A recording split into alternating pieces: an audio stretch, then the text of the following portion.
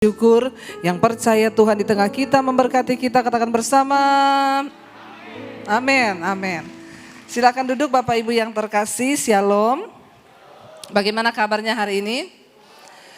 Luar biasa karena kita punya Tuhan yang luar biasa ya. Saya mengucap syukur, terima kasih buat kepercayaan ya, terutama buat Bapak Gembala dan seluruh jemaat yang ada di sini yang sudah mengizinkan saya dan tentunya Tuhan.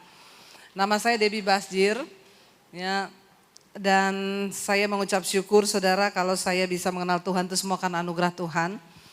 Saya menerima Yesus tahun 95, papi saya haji, kakek saya ustadz, dan saya tidak pernah terpikir ya, tidak pernah punya cita-cita jadi hamba Tuhan atau pendeta. Tidak pernah muncul di benak saya ya, tetapi kalau saya bisa ada hari ini, semua karena anugerah Tuhan. Kalau saudara Bapak Ibu juga bisa duduk di tempat ini, itu juga karena anugerah Tuhan. Karena firman Tuhan berkata bukan kita yang pilih dia, tapi dia yang pilih kita. Dan kalau kita bisa mengenal Yesus, itu karena kita adalah orang pilihan Tuhan. Tepuk tangan yang meriah buat Tuhan Yesus. Bapak Ibu yang terkasih, melihat keadaan zaman seperti sekarang ini tentunya harusnya membuat kita membuka mata ya. Bahwa semua yang terjadi itu tidak ada yang secara kebetulan. Banyak yang bertanya, loh Bu, apakah Tuhan tahu virus ini sedang menimpa bumi ini sampai kapan akan seperti ini, kenapa ini terjadi? Itu bukan urusan kita. Bagian kita adalah menjalani apapun yang Tuhan izinkan terjadi. Karena kita percaya segala sesuatu tidak akan mungkin terjadi kalau Tuhan tidak izinkan. Berarti apa yang sedang terjadi hari-hari ini itu adalah seizin Tuhan. Bukan bagian kita tahu kenapa terjadi, mengapa dan sampai kapan. Banyak orang yang masih WA ke saya, Bu doakan dong supaya virus ini cepat-cepat pergi. Saya bilang itu bukan urusan kita. Bagian kita, mari kita kejar perkenanan Tuhan. Mari kita melakukan apa yang menjadi bagian kita. Jangan sampai kita ketinggalan. Tadi di ibadah pertama saya sampaikan. Matius 24 Yesus berkata, akhir zaman tanda kedatangan Yesus itu seumpama seperti yang terjadi pada zaman Nuh. Di saat mereka makan, minum, kawin, mengawinkan dan tidak ada satupun yang tahu bahwa ternyata di depan mata itu ada sebuah malapetaka. Tuhan berfirman kepada Nuh, aku akan membinasakan semua yang ada di bumi. Kenapa? Karena bumi itu sudah rusak. Manusia hidup dalam dosa. Di dalam kenajisan, kekerasan, dan Tuhan akan membinasakan. Dan semua orang yang di luar Nuh itu tidak tahu apa-apa yang akan terjadi. Saya percaya kita bukanlah orang yang tidak tahu dengan apa yang sedang terjadi hari-hari ini. Tetapi kita adalah orang-orang yang membuka mata iman dan mata rohani kita untuk melihat apa yang sedang Tuhan lakukan. Amin. Ayo kita buka mata. Nah saudara, apa yang harus kita lakukan hari-hari ini? Saya ingin kita membaca Yesaya pasal 55 ayat yang ke-6. Firman Tuhan berkata di sana, carilah Tuhan selama ia berkenan ditemui, berserulah kepadanya selama ia dekat. Cari Tuhan. Ya. Ada orang bertanya kepada saya begini, Bu, ngapain Tuhan dicari-cari? Ya, pernah satu kali saya pelayanan di Jakarta. Saya naik Grab waktu itu pagi-pagi sekali. Dari daerah saya di Jakarta Selatan ke daerah Gunung Sahari. Dapat sopir Grab, dia bilang, Ibu pagi-pagi gini mau kemana Bu? Saya bilang ke gereja, jauh amat rumah dari sama gerejanya. Saya bilang saya ini pendeta, jadi saya ini diundang khotbah. Ya makanya saya di daerah selatan pergi ke daerah kota. Oh ibu pendeta, iya saya juga orang Kristen. Oh puji Tuhan. Terus saya tanya dia, masnya enggak ke gereja? Ini kan hari Minggu, nanti sore ya. Oh enggak Bu, saya memang ke gerejanya setahun sekali. Terus saya bilang, oh kenapa enggak ke gereja? Lalu dia balik tanya sama saya, lah ibu kenapa ke gereja? Saya bilang cari Tuhan dong. Terus dia jawab gini, Tuhan kok dicari-cari? Tuhan tuh enggak perlu dicari Bu, Tuhan di hati. Ih kayaknya bener ya. Saya merasa keskakmat loh dengan jawabannya dia. Ngapain ibu cari-cari Tuhan? Tuhan tak perlu dicari, Tuhan di hati bu. Ibu tahu saya ini ya bu, walaupun saya mabok, saya putar lagu rohani di mobil. Saya bilang jangan-jangan kamu ingat Tuhan cuma karena mabok toh. Kalau sadar gak pernah ingat Tuhan. Saya biar mabok ingat Tuhan bu. Makanya saya tuh ke gereja setahun sekali kalau Natal. Oh jadi kamu merasa tidak perlu cari Tuhan. Gak usah lah Tuhan dicari-cari. Oke, kalau begitu kamu berasa bahwa Tuhan ada di hatimu ya? Iya dong. Nah pertanyaan saya berikutnya, kamu yakin gak kamu ada di hati Tuhan apa enggak? Dia bilang gini, kalau itu saya enggak tahu itu bu. Jangan terlalu pede merasa Tuhan di hatimu. Pertanyaannya, kamu di hati Tuhan apa enggak? Hari-hari ini banyak orang Kristen pede. Ya nggak usah lah terlalu kudus-kudus, kita ini sudah ditebus oleh kasih karunia Tuhan. Yakobus berkata, engkau percaya hanya ada satu Allah saja itu baik, tapi setan juga percaya. Jadi kalau level iman kita cuma sampai dipercaya, berarti kita satu level sama? Tolong ngomongnya agak pede gitu.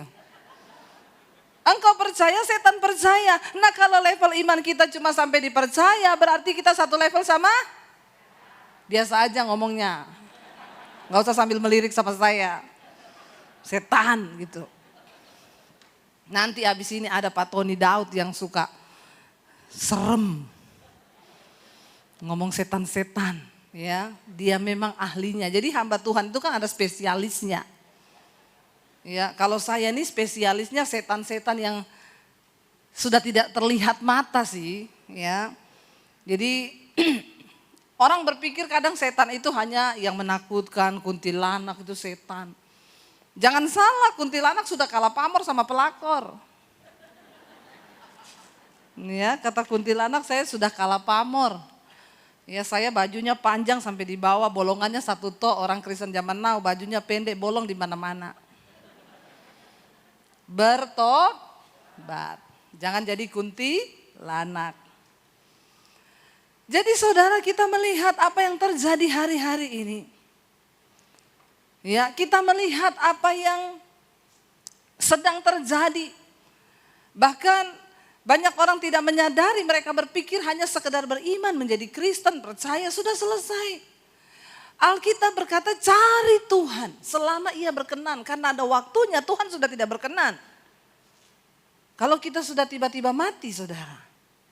Ya, sudah tidak ada waktu lagi. Selama Tuhan masih beri kita hidup, mari kita cari Tuhan. Kenapa kita harus cari Tuhan? Karena kita membutuhkan Tuhan. Bukan Tuhan yang butuh kita, kita yang butuh Tuhan. Dulu saya berjalan tanpa Tuhan, saya nggak kenal Tuhan, saya punya agama tapi saya nggak kenal Tuhan. Saya melakukan semua yang saya inginkan, saya melakukan dosa, keinginan daging. Yang namanya daging ini enak. Ya, makanya ada orang tanya sama saya, Bu Debi, ibu sering pelayanan ke daerah ya? Iya. Kalau di daerah itu banyak orang kerasukan nggak Bu? Banyak, kadang lagi puji-pujian di sana udah kerasukan. Ntar lagi pujian, sana lagi kerasukan. Kalau di Jakarta Bu, pernah nggak ibu lagi ibadah ada yang kerasukan? Saya ingat-ingat belum pernah sih. Dulu pernah ada lagi pujian, tiba-tiba ada seorang bapak jatuh menggelepar-menggelepar. Saya udah mau lari saudara, mau doa pelepasan. Istrinya ngomong, nggak usah Bu, kenapa? Epilepsi. Oh. Saya kira kerasukan, udah mau saya tengking dalam nama Yesus. Ternyata epilepsi saudara. Ya, saya bertanya, kenapa kalau di daerah masih banyak yang kerasukan, kalau di kota-kota besar udah jarang orang kerasukan? Karena di kota-kota besar, di gereja, setan sudah tidak bekerja. Setan bilang cukup kontrol saja. Lancar, lancar coy. Ya, jemaat yang datang banyak coy. Kata setan, enggak apa-apa. Yang penting hidupnya enggak berubah.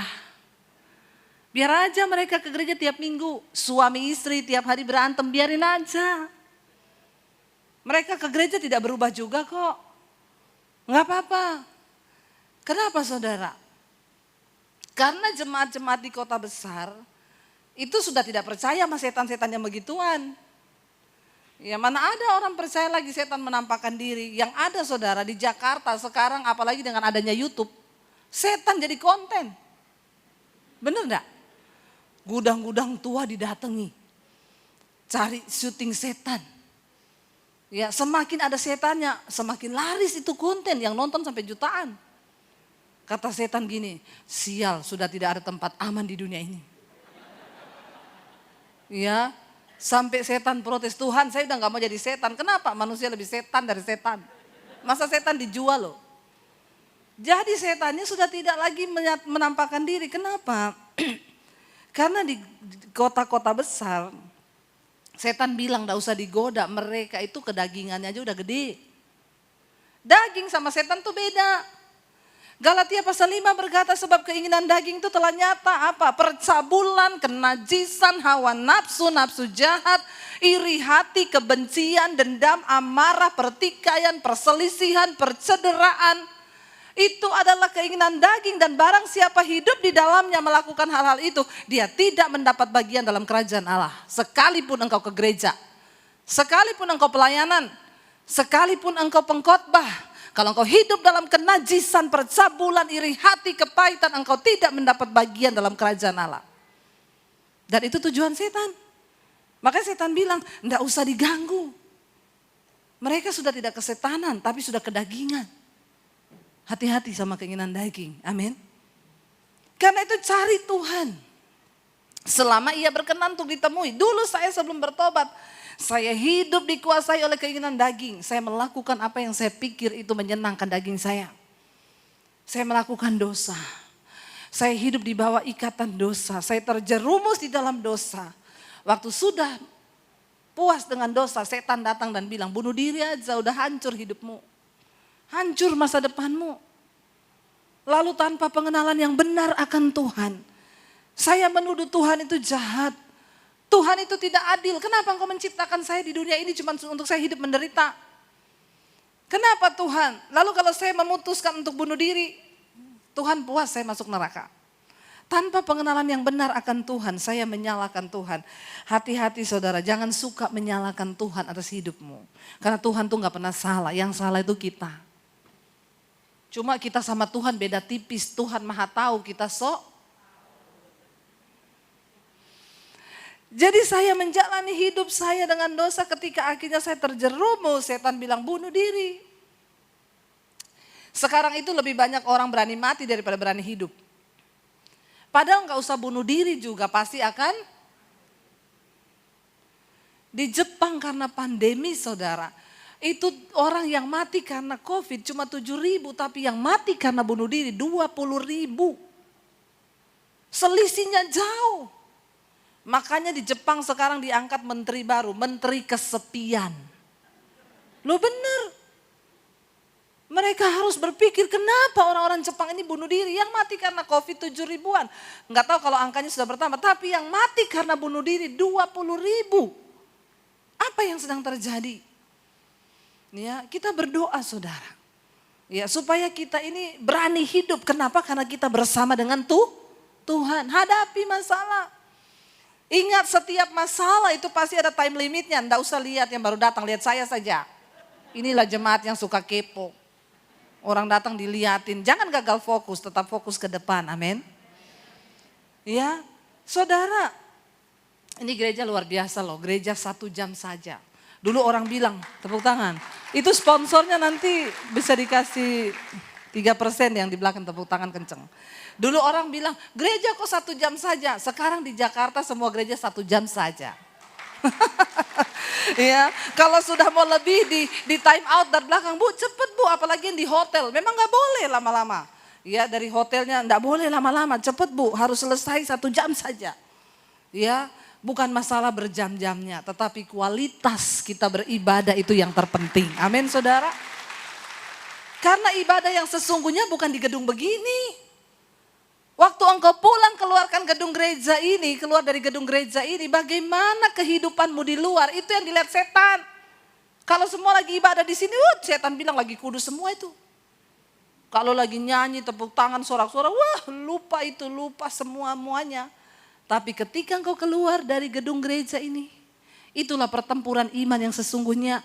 Bagaimana kehidupanmu di rumah. Maka saya bilang percuma engkau ke gereja kalau kehidupanmu tidak berubah. Setan tidak pernah takut dengan orang yang rajin ke gereja. Tapi setan takut dengan orang yang melakukan firman. Kalau kita melakukan firman, kita nggak perlu takut dengan setan. Kenapa? Karena setan takluk kepada orang yang melakukan firman Tuhan.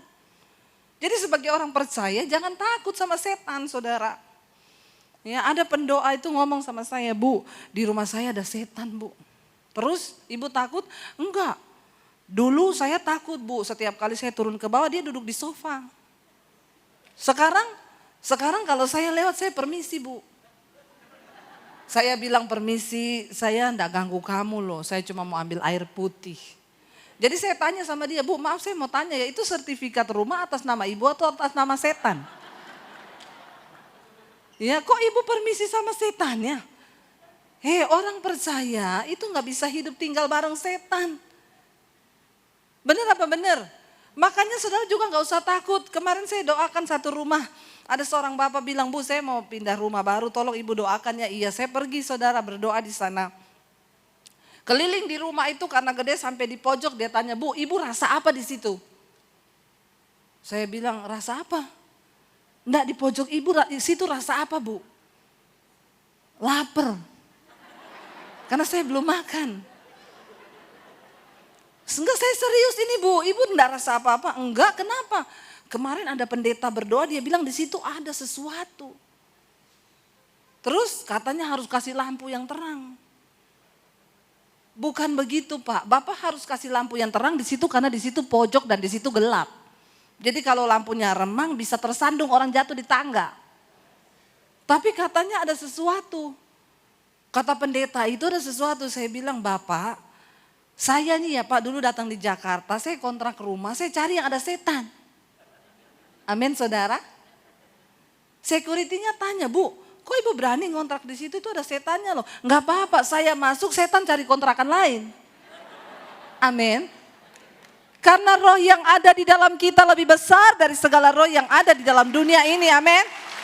Orang percaya datang bawa firman, setan minggat. Jangan mau tinggal satu rumah sama setan, apalagi permisi sama setan. Ih, enak aja tuh setan.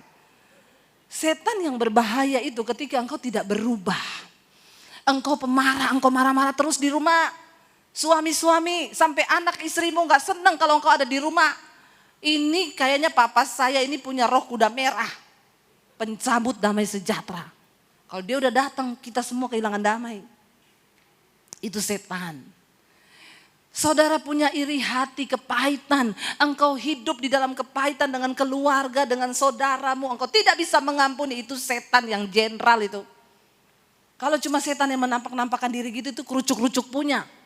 Saudara tengking dia juga hilang.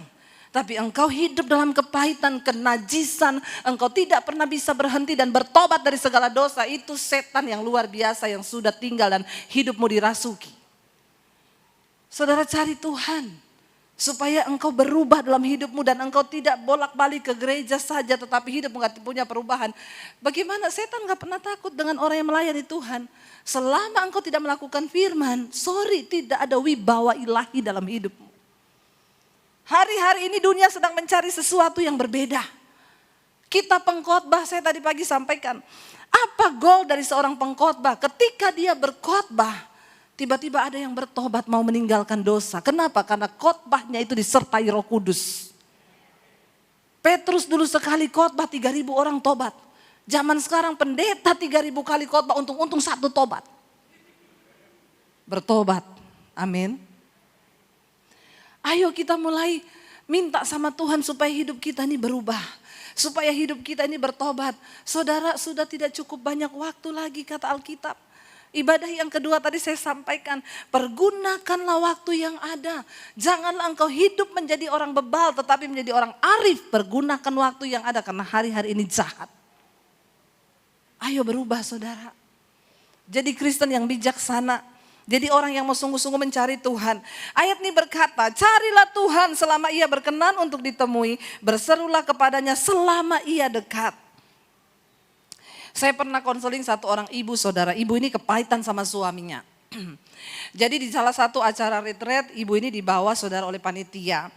Bu Debbie tolong doakan dia. Saya melihat modelnya itu saya sudah tidak mau mendoakan. Karena saya lihat dia tuh gak kepengen didoakan. Ya, cuma karena panitia yang bawa dia ke saya, jadi gayanya itu datang saudara modelnya begini. Lalu saya cuma lihat kasihan panitianya udah bawa. Ya udah, ayo Bu, kita berdoa ya. Saya berdoa. Dalam nama Yesus Tuhan Engkau jamah. Kalau Roh Kudus mau lepaskan, lepasan. Kalau enggak juga enggak usah, karena orangnya juga memang enggak niat. Tapi ternyata Roh Kudus bekerja. Tiba-tiba dia kelepek-lepek saudara. Dia teriak-teriak, dia menggelepar-gelepar saudara. Lalu ditahan sama pendoa-pendoa di situ, ada 6 ibu-ibu. Dalam nama Yesus makin menggeliat dia. Ditengking dalam nama Yesus makin menggeliat. Saya lihat, wah ini udah enggak benar. Saya bilang sama pendoanya, minggir, mundur semua. Ya, enggak usah ditengking yang begini. Lah terus Bu Debbie dia menggelepar, tunggu minggir. Saya bisikin sesuatu di telinganya, tiba-tiba dia diem. Pendoanya tanya sama saya, Bu, Ibu bisikin apa? Kok dia tiba-tiba diem? Saya bilang mau tahu atau mau tahu banget? Mau tahu banget Bu Debbie. Saya bisikin dia tadi cuma satu kalimat. Apa Bu? Bu stop, jangan baper. Langsung diam. Ini bukan setan, ini baper. Harus bisa dibedakan setan sama baper. Jadi dia cari perhatian. Bawa perasaan makin diperhatikan, makin melonjak dia.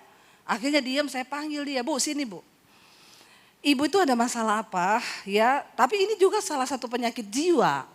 Orang itu kalau ada masalah dengan jiwanya tuh ya gitu-gitu cari perhatian. Nanti aneh ya, orang sakit jiwa tuh bukan cuma lari-lari di jalan saudara. Saudara tiap hari marah-marah itu sakit jiwa, amin. Mau sembuh jangan marah-marah lagi, biar gak sakit jiwa. Lalu saya tanya, dia bilang saya ini penuh kepahitan hidup saya Bu Debbie. Kenapa? Saya menikah Bu, 12 tahun saya menikah dengan suami saya, tidak pernah bahagia saya Bu. Waktu saya hamil anak yang ketiga, bayangkan tidak bahagia aja anak 3. Kalau bahagia berapa saudara?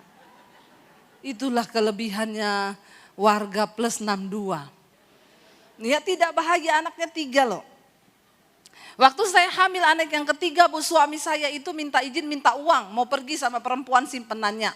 Saya bilang sama dia, kamu itu gak takut Tuhan. Di dunia ini gak ada yang saya takuti, termasuk Tuhan. Lalu dia pergi Bu katanya. Terus gak berapa lama saya dapat telepon, dia mengalami kecelakaan. Saya pergi lihat Bu, maaf Bu, kepalanya terbelah Bu. Terus saya bilang, tapi puji Tuhan gak mati ya Bu. Mati Bu. Jadi suami ibu udah mati, udah lama, udah. Lah terus ibu ini tadi kepahitan sama siapa? Sama dia Bu. Saya tiap kali ingat dia saya bilang terkutuk kau di neraka jahanam. Astagfirullah. Saudara bisa bayangkan nih orang paling bodoh di dunia, orang udah mati dipahitin. Emang dia masih bisa tahu? Jangan hidup dalam kepahitan, yang masih pahit-pahit hati saat ini buang semua kepahitan, amin. Hidup ini sudah pahit. Jangan lagi ditambah dengan kepahitan. Udah hidup pahit. Makan daun pepaya. Minum kopi pahit. Semakin pahitlah hidupmu. Rugi saudara. Jangan pahit-pahit. Engkau kepahitan sama orang. Orangnya gak tahu kalau engkau pahitin. Orang dia di sana manis-manis aja, lu kok pahit-pahit sendiri. Amin. Dia saudara hidup, saya bilang Bu, saya yakin ibu pasti tidak bahagia. Memang, dan bukan cuma itu, ketiga anak ibu juga tidak bahagia. Bayangkan membesarkan anak dengan kepahitan. Yang ada tuh balas dendam. Mukanya tertekan, mukanya tua. Ya, kepahitan menekan dia. Akhirnya kita berdoa saudara. Saya mau kasih contoh di sini apa saudara? Itu loh suaminya. Tuhan bilang carilah Tuhan selama ia berkenan. Karena satu saat nanti Tuhan udah gak berkenan. Lagi pergi naik motor mati kecelakaan. Kita bersyukur loh dengan adanya corona ini kita diingetin Tuhan. Saya yakin banyak orang bertobat dengan corona ini. Kenapa? Kematian di depan mata kan. Kita gak pernah tahu sekarang ini kok kayaknya dengar berita mati itu cepet. Tapi saudara tidak perlu takut berlebihan. Karena kita percaya hidup bagiku adalah Kristus, mati adalah sebuah keuntungan di dalam Yesus. Amin. Tapi kita harus tetap jalankan protokol kesehatan, harus pakai masker, jangan mencobai. Tapi jangan takut berlebihan. Karena kita punya iman. Sekalipun aku mati, itu adalah sebuah keuntungan bagiku. Berapa banyak yang percaya mati itu untung? Amin. Berapa banyak yang sudah siap mati? Habis angkat tangan, turun tangan. Saya enggak tanya yang sudah mau mati loh. Yang sudah siap mati. Yang sudah siap angkat tangan. Saudara siap atau tidak siap? Kalau udah waktunya, go. Jadi daripada tidak siap lebih baik. Mempersiapkan diri untuk mati itu bukan beli tanah di San Diego Hills. Banyak orang di Jakarta, saya sama satu keluarga sudah punya kapling bu, udah beli 5 lubang di sana. Bukan soal lu dikuburnya di mana. Lubang itu nggak penting, kita mau dikubur di mana aja nggak apa-apa. Yang terpenting siapkah hidupmu menghadap Tuhan? Amin saudara. Bagaimana menyiapkannya? Buang segala yang jahat. Ayat ini berkata ayat yang ke-7, baiklah orang fasik meninggalkan jalannya dan orang jahat meninggalkan rancangannya. Baiklah ia kembali pada Tuhan, maka dia akan mengasihaninya dan kepada Allah kita sebab ia memberi pengampunan dengan limpahnya. Kalau hari ini ada saudara yang hidup dalam dosa, mungkin engkau bersinah, mungkin engkau seorang homoseksual, engkau seorang lesbian, mungkin orang yang penuh dengan kepahitan dan tidak bisa mengampuni, bereskan hidupmu saat ini. Jangan bilang saya tidak pernah memperingatkan kepada saudara. Ini tugas saya sebagai hamba Tuhan. Untuk mengingatkan Anda supaya bertobat. Saudara ingat kisah tentang Lazarus? Alkitab berkata ada Lazarus seorang pengemis miskin. Setiap hari dia makan dari sisa makanan orang kaya yang bikin pesta setiap malam. Orang kaya ini tiap malam bikin pesta dan Lazarus pengemis miskin itu makan dari sisa-sisa makanan orang kaya ini. Menurut saudara orang kaya ini baik atau jahat? Ayo coba. Karena pada akhirnya orang kaya ini ceritanya masuk neraka dan Lazarus pengemis miskin masuk sorga di pangkuan Abraham. Jadi menurut saudara orang kaya ini jahat atau baik? Jahat menurut pandangan kita. Tapi menurut saya dia baik. Kenapa? Karena dia selalu kasih sisa makanan buat Lazarus makan. Alkitab bilang ada seorang pengemis yang setiap hari berdiri di pintu rumah orang kaya itu. Dia baik loh, karena dia nggak usir pengemis itu. Kalau orang kaya yang jahat kan siapa itu tiap hari ada pengemis depan pintu, usir. Bikin kotor rumah saya, nah, itu jahat. Tapi Alkitab bilang satu kali orang kaya itu mati, Lazarus juga mati. Tapi orang kaya itu di dalam neraka tersiksa dalam api yang menyala dan Lazarus duduk manis di pangkuan Bapak Abraham. Orang kaya itu bertanya, Bapak Abraham, suruh Lazarus mencelupkan tangannya ke air lalu teteskan ke dalam mulutku karena betapa tersiksa aku ada di tempat ini. Kenapa Lazarus duduk di pangkuanmu dan aku ada di sini? Bapak Abraham bilang, dia nggak ngomong gini karena waktu di dunia lu selingkuh terus. Enggak, karena selama di dunia engkau sudah menikmati semua yang baik. Sedangkan Lazarus menikmati semua yang tidak baik. Hati-hati, terlalu menikmati yang enak bisa mengubah konotasinya menjadi dosa. Makanya sering-seringlah menderita, amin. Loh, malah ketawain saya loh. Ini benar. Ya enggak apa-apa, sesekali menderita itu baik. Aku menderita itu baik bagiku supaya aku belajar ketetapanmu. Orang kalau selalu hidup enak itu nanti jadi mengalami yang sedikit enggak enak sudah bersungut-sungut. Tapi kalau kita sudah menikmati yang tidak enak tuh enak. Anak saya waktu mau masuk SMP, dia bilang, Mami jadi aku masuk sekolah SMP mana? Negeri. Kamu harus belajar yang kuat supaya bisa masuk negeri Jakarta yang favorit. Oke, dia belajar kuat, saudara, dia masuk sekolah negeri. Mam, tapi kan di negeri itu enggak semua Kristen. Enggak apa-apa, garam itu harus pergi ke tempat yang tawar supaya asin. Kalau garam kumpul di tengah-tengah garam jadi gudang. Ya, semua kumpul di sekolah internasional. Ya, emang didikannya lebih baik. Hei, pendidikan anak itu ada di dalam keluarga. Waktu anak kita lepas mau di mana saja, ketika dalam keluarga kuat kita nggak perlu takut. Amin. Lalu dia bilang gini, berarti aku nanti sekolah diantarkan mam tiap hari. Enggak, naik angkot.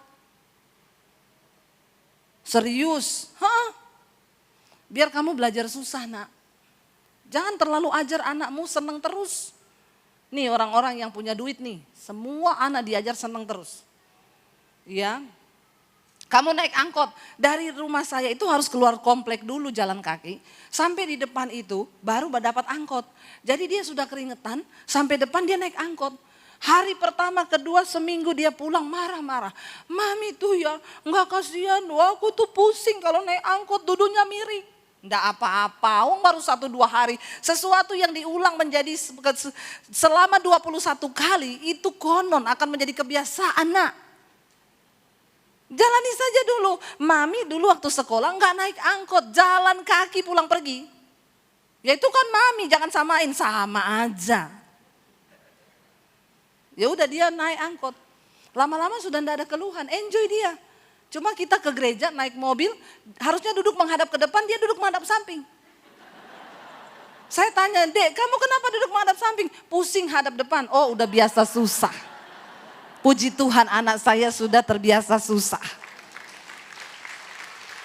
Jangan selalu ikutin anakmu itu yang enak-enak terus, bahaya.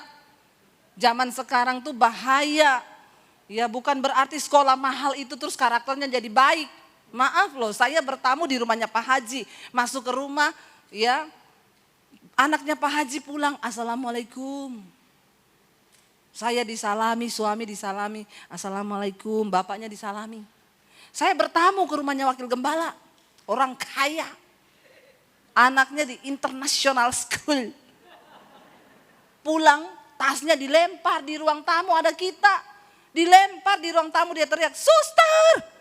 SMA. Saya bilang, Dek kamu kan udah SMA, bisa bawa tas sendiri, gak usah teriakin suster. Dia lihat saya sambil ngomong, kepo. Saya bilang sama suami, kalau anak saya sudah saya baptis ulang nih anak. Saya rendam 15 menit. Biar dia buka mata langsung di rumah Bapa di sorga. Apa yang kita ajarkan pada anak-anak kita? Sekolah mahal belum tentu menghasilkan karakter yang baik. Firman Tuhan di dalam keluarga lah yang harus mendidik anak-anak. Hari-hari ini anak-anak muda itu kehilangan saudara. Kenapa? Dia tidak lagi melihat contoh. Ya jangan engkau manjakan anakmu dengan uang. Semua serba ada, kita puaskan mereka. Ajar mereka tentang bagaimana berjuang hidup bersama Tuhan. Warisan yang terbaik yang kita tinggalkan bagi anak kita adalah iman. Amin. Tuhan berkata cari Tuhan. Ya, tinggalkan dosamu, tinggalkan segala yang tidak berkenan, berseru kepadanya. Biarlah orang jahat meninggalkan rancangannya dan ia kembali kepada Tuhan, maka dia akan mengasihaninya. Selama pintu anugerah masih terbuka, ayo kita berjuang untuk masuk melalui pintu yang sempit itu saudara. Ya, karena lebarlah jalan yang menuju kepada kebinasaan, tapi sempit jalan yang menuju kepada kehidupan. Dan sedikit orang yang memilih untuk menjalani itu.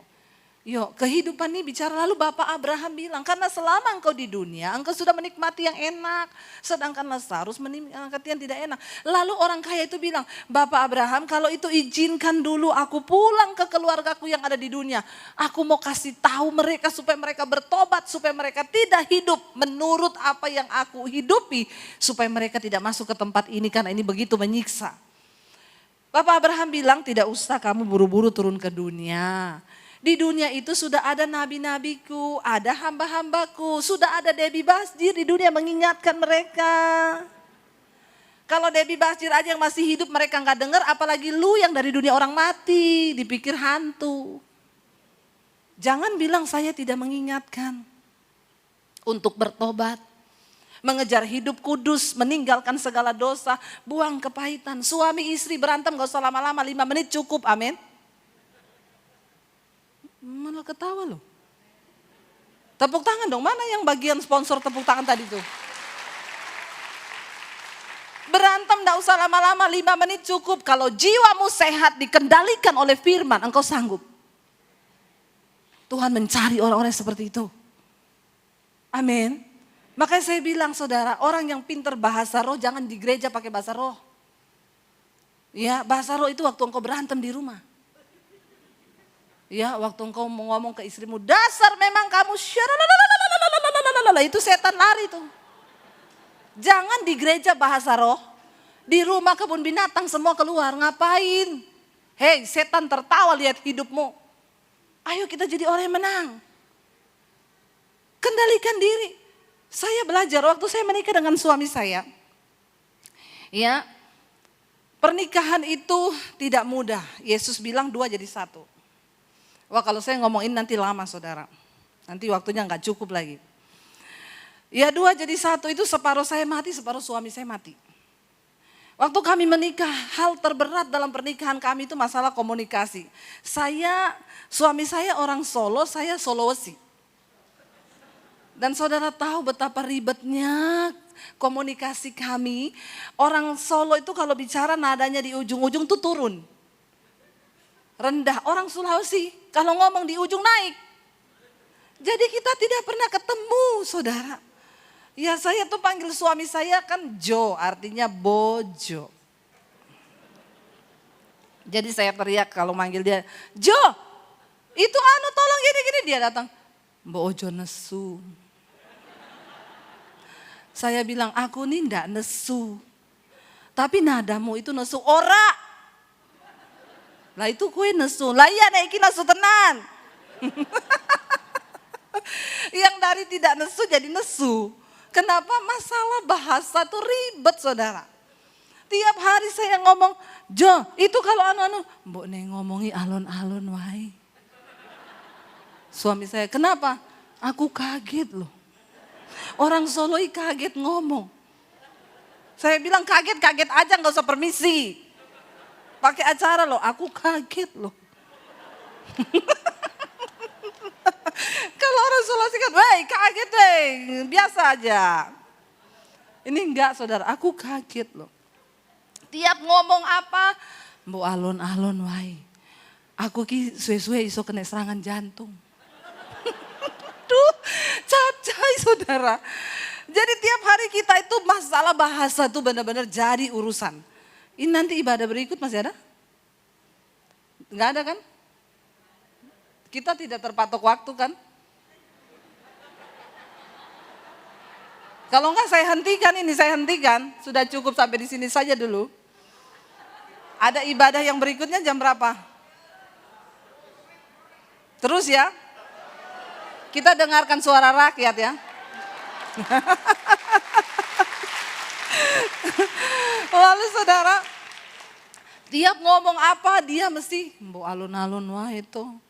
Terus lalu dia ngomong, non, mbok, dia panggil saya non, artinya nonong nih loh.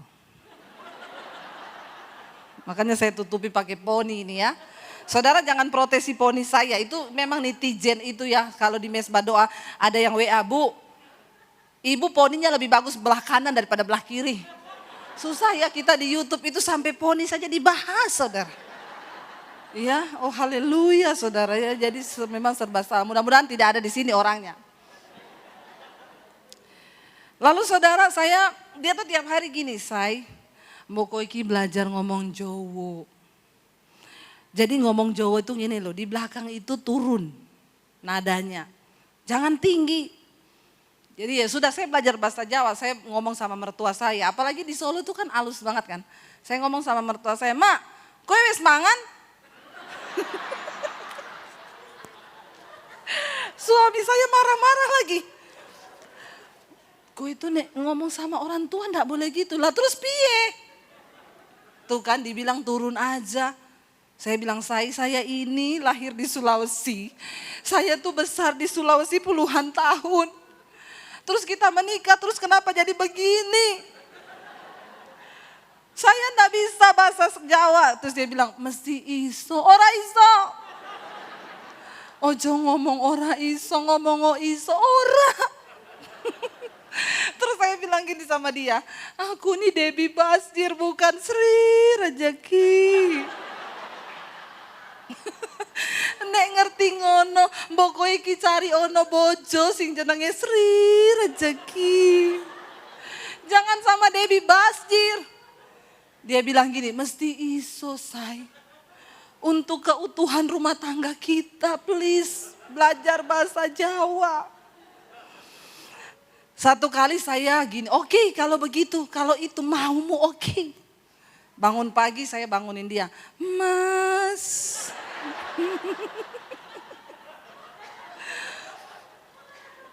Tangio Mas. Ya sebisa saya lah. Pripun panjenengan arep dahar saiki apa piye Mas? Suami saya kaget bangun saudara. Dia bilang kenapa ada Sri Rezeki di sini? Pripun Mas? Dia duduk di tempat tidur. Non, biasa wae. Mboten napa-napa Mas. Saudara tahu saya ngomong gitu seharian sampai malam. Monggo Mas, lungo Mas. Dia bilang lagi, non biasa wae, mboten napa-napa. Ngene iki sing mbok karep gitu Mas. Saudara, satu hari saya mencoba ya, seperti apa yang dia mau. Saya nyanyi sama dia. Ya. Saya memang tahu saya tidak mampu tapi aku akan mencoba. Satu hari saya ngomong gitu sampai malam mau tidur. Piye Mas? Dia nyanyi sama saya. Benar ku mencintaimu tapi tak begini. Jadi udah mau tidur malam saya tanya. Jadi pripun Mas? Debbie Basjir opo Sri Rezeki? Dia bilang Debbie Basjir. Oke, kalau begitu.